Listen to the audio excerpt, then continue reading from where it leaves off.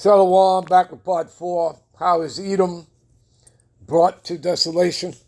As you can see, it's only going to take 1 hour for the Lord to destroy this place. All right. Again, we were doing verse 12, I believe. Behold, these are the ungodly. Again, the Lord is making inquisition into the ungodly. All right. Let me give you a precept for that. Give me a minute. Wisdom of Solomon 1:9, for inquisition shall be made into the counsels of the ungodly. Inquisition meaning cross-examination, interrogation, all right, which is done through the prophets. We're the mouthpiece of the Lord, starting with our elders on down.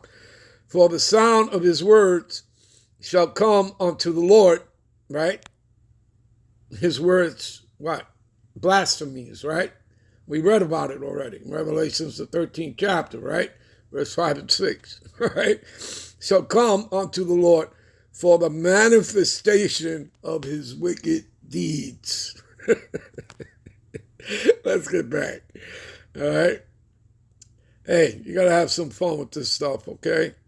All right, but again, people, you got to get into your precepts, all right? That's how you get to the true understanding of the scriptures, all right? Give me a minute. All right, let's move on. Verse 13. For verily I have cleansed my heart in vain and washed my hands in innocency. All right, for all the day long I have been plagued and chastened every morning. All right, and, again, people, you're not going to walk into the kingdom, unscarred, okay? You have to go through the fire of adversity.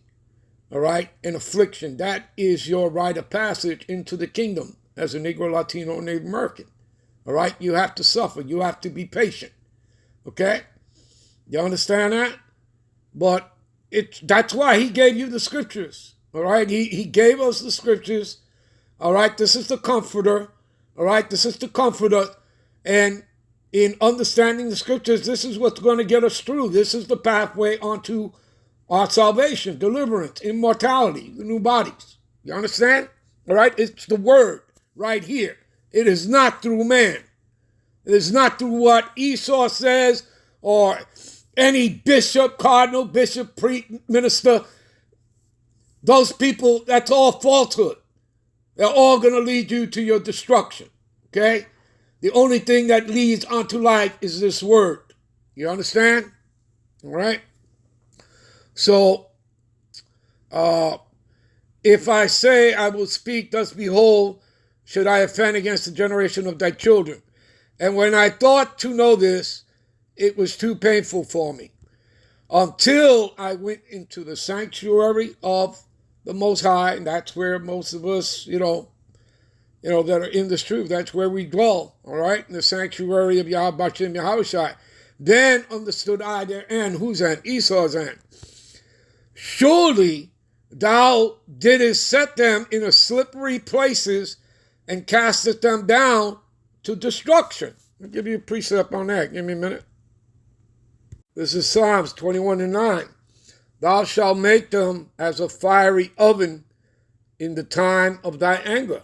You see that? What backs that up? Give me a minute. This is Malachi 4:1. Behold, the day cometh that shall burn as an oven. Right? And we just finished reading that over here. All right? Thou shalt make them as a fiery oven in the time of thy anger. There you go. Let's finish it off. So, for behold, the day cometh that shall burn as an oven, and all the proud, right, which would be Esau, Edom, and all that do wickedly, that would include 2/3 of you Israelites, of you Negro, Latinos, Native Americans, all right? Shall be stubble, and the day that cometh shall burn them up, saith the Lord Yahweh, the host meaning of armies as in the angels. It shall leave them neither root nor branch, right? Which means your family, your seed, all right?